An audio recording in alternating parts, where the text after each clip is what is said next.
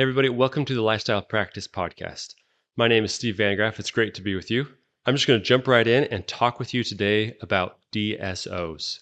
We talk a lot about buying, finding, and acquiring practices and growing them on this podcast, but we haven't talked a lot about the other end, the exit strategy. There's lots of different things you can do, but one of the vogue things out there right now is to partner with and eventually sell to a DSO.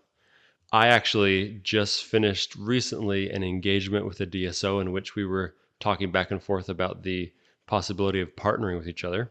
So I thought I would share a little bit about my experience, maybe some components of a DSO deal, what it looks like, and then let you know just what I decided to do. First of all, a DSO is basically a company that gets a bunch of dental practices together, creates a lot of value in this strong cash flowing asset of multiple dental practices, and then sells this asset to a larger player, a private equity firm. And then they try to once again recapitalize, usually one or two or maybe even more capitalization events in which they're selling this asset for more. Because of this, they're able to offer a lot more for your dental practice because it's going to be more valuable when they combine it with other practices and sell it to a player with really deep pockets. So why would you sell your practice to a DSO? If you sold it to a private buyer, your practice is probably going to sell for about 1.5 to 3.5, maybe 4 times EBITDA, which is basically an investor's way of valuing the profitability in your practice. A DSO is going to come in and they're going to offer a lot more.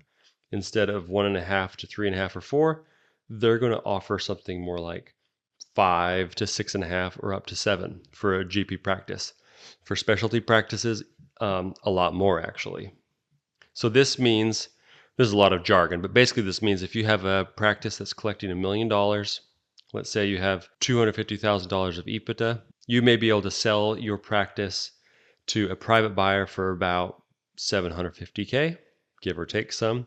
If you sold it to a DSO, you could sell it for a couple million. So a lot of dentists, justifiably, are really interested in cashing out or really getting the largest dollar sale for their practice. And that's good. When we buy a practice, we want to build it up, create value, and build an asset. So that's why a lot of us are drawn to a DSO option, is basically they just offer a really large sales price for your practice. But there's a lot more that goes into it.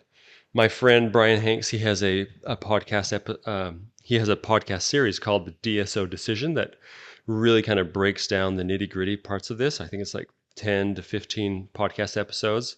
I listened to those myself when I was going through this decision for my practice. If you want to learn about this in more detail, I think that's a great resource for you. But I'm just going to share a little bit about my experience. So I had a friend that recently sold to a DSO, and I'm going to keep it anonymous which DSO it was, but I asked him about it, and basically he said that I should really look into it, and he connected me with the owner or the CEO of this kind of new and upcoming DSO. I'll probably share here that, first of all, if you want to engage with a DSO, it's actually really easy to do so. It's common for DSOs to offer a referral fee. If you or a broker or a banker can bring and introduce a practice into the DSO, they'll actually be often reimbursed by the DSO. In my situation, it was 3% of that practice's EBITDA is gifted to the referrer. So you don't have to go far to find someone that's going to connect you with a DSO. There's a lot of incentive for them to do this. My buddy, great guy, he sold to a DSO, had a fantastic experience, so he connected with me. And basically our engagement was first just a couple texts, and then we got on the phone, probably did about a 15-minute phone call where I just got to introduce myself, the CEO of this DSO. He told me a little bit about his background. He's a dentist, and now he's, putting practices together. And it was just a pretty high level introduction of what their DSO does, how they're modeled. And to be honest, I think most of them are modeled the same. They really explain their relationship with dentists as partners. So we're not selling our practice out to a DSO and then leaving. This is a partnership that we're going to go into together. and they kind of frame it in that way. We kind of got to know each other, and it was basically kind of just checking the box of, okay, this seems like a sharp, good person to continue talking with. He asked for some basic numbers. I told him, and then we scheduled a Zoom call a couple of weeks later to really talk face to face with him, with his CFO, and kind of go over the nitty gritties of what it would look like if we partnered together. So I sent in my financials, which basically was my P&Ls for the last 2 years, my taxes, and production by procedure report per provider in my practice, which for me was just me and my hygiene department. We got together a couple weeks later, and he was just very interested in the practice. Obviously, DSOs, they're trying to bring in a lot of EBITDA or a lot of profit. So they like larger practices with lean margins, with a good overhead. They're not opposed to working with smaller practices, but if you can get, a larger practice doing 1.5 or 2 or 3 or more $1 million in collections per year, they get a lot more EBITDA for their work buying one of those practices rather than like, 2 or 3 smaller practices. So it was definitely something he was interested in. I asked questions about the valuation of how much they would basically pay for my dental practice, what it would look like with the multiple capitalization events, and what our relationship would be as we work together. The understanding that I had was basically, and I've heard this varies from DSOs from one to another, but the one that I was engaging with, they were pretty hands off. Basically, they want the doctor to keep doing what they do well. And I understand that DSOs do this differently. Some of them take over certain parts of a practice, whether it's like collections or AR or insurance verification or front desk tasks in general. The one I was with basically said, "You're doing well. We want you just to keep doing everything that you're doing in your practice. We're almost like a silent partner." They asked me questions about lots of the numbers in my practice. I'm fortunate to have a pretty lean practice. It's high profitability. So they kind of wanted to kick the tires and probe a little bit. But overall, the conversation was really fruitful. They seemed like a sharp group of guys. And so we kind of decided to take the next step. So a week later, they sent me a formal LOI. And I think it'd be helpful to maybe describe some of the components of this so you can kind of see or visualize what a DSO deal looks like. Right at the top of the LOI is their valuation of my practice. So they determined what they feel is a true EBITDA of the practice, assigned it a multiplier, and basically the value or the enterprise value of my practice was about 2.5, maybe 3 times the amount that I would probably be able to get selling to a private dentist. But then it's interesting. They have the next line is cash at closing. So they offer 55% of that enterprise evaluation to be paid at closing. And then 45% of the practice will be retained in my equity. So they're not buying my practice straight out. They're buying 55% of the practice. I'm still 45%. So in other words, they own the practice, but I have a lot of skin in the game. So with 45% equity in the practice, I am essentially a minority partner. I am an associate. I'm an employee of the DSO. Now, for this first payment, this 55% purchase of the practice, that's the amount at closing, but it was split into thirds, really. A third of that I get right at closing, but then the other 2/3 I get at a year after closing and another year after that, if all the numbers in my practice are kept equal. This is called an earnout, meaning I'm going to get the price of this practice that they quoted me if I can keep the numbers and the production where it's at. So they're going to hold a portion of that for a year and then another portion of it for 2 years, just to make sure that production doesn't change. I've heard of some offers that actually require you to increase or grow. So that's something to consider if you're looking at this deal. Am I going to be able to continue what I've been doing? Am I going to be able to improve on what I'm doing? Because if I don't, I may not get my earnout. So the next part of this is the part that most dentists get excited for, is the first capitalization event, which is where the DSO basically sells to a larger, bigger fish. And this time you're going to sell a portion of your remaining equity. So in the offer that I received, I was going to hold 45%.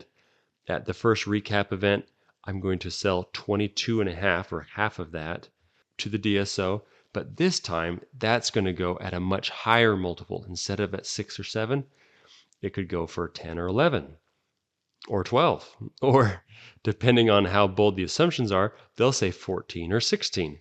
The DSO that I worked with had very rosy assumptions. They had a 16x multiplier assumption, which, as I did a little research and spoke with some bankers in the industry about this, is not a realistic number. But the idea is that the second bite, when you sell that second piece of equity, it's going to be even more valuable than before because the DSO as a whole is much more valuable. Interesting, something to remember is there's not a specific promised date of when this is going to happen. And that's something that you really need to consider if you look at partnering with a DSO. The DSO that I was speaking with, they said this is going to happen next spring. It's less than a year away. So they're very optimistic. And then the third section was the second recap event, or sometimes called the second bite, which is where the DSO sells out again. And this time I would sell my remaining portion into the DSO at an even higher assumed multiplier. And so the numbers are getting really big. Again, based off a lot of assumptions. And then there's this table that basically sums up all of the proceeds of this sale.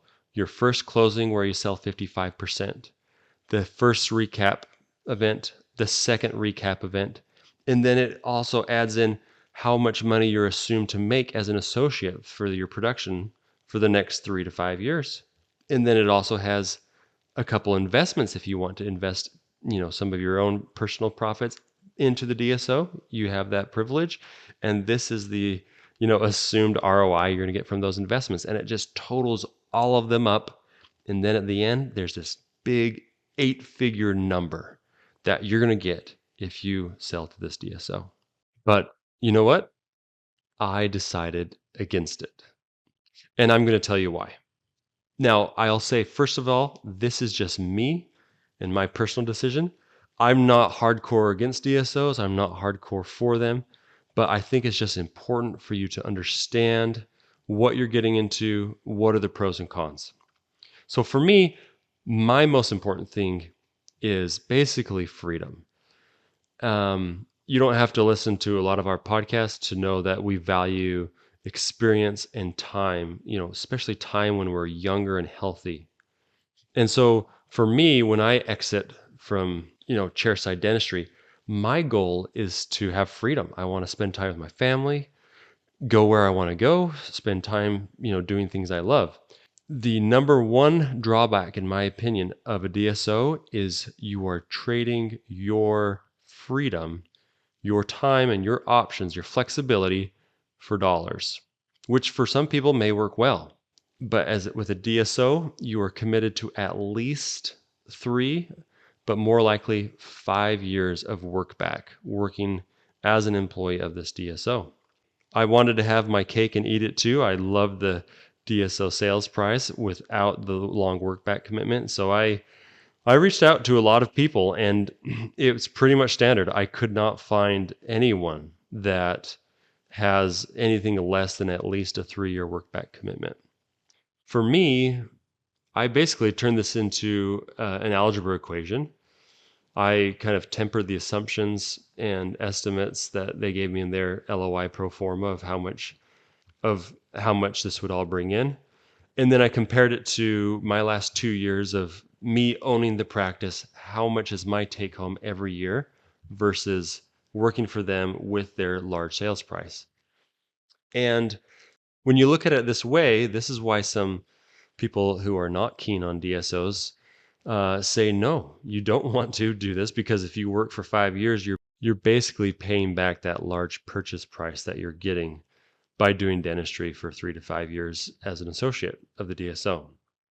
For me, when I looked at it, even with the strong offer from the DSO, 5 years of me just cranking out dentistry and doing what I've done for the last few years was not a lot less than if I took the large sales price from the DSO. And I determined that, the 3 to 5 years was not worth that extra little bit. To be more specific, the offer that they gave me was probably, if I stayed and worked with them for about 5 years, would probably give me about an extra year of work for free. And for me, the time was just more important. Now, this may be different for other people. I have a client I've been working with, stellar guy.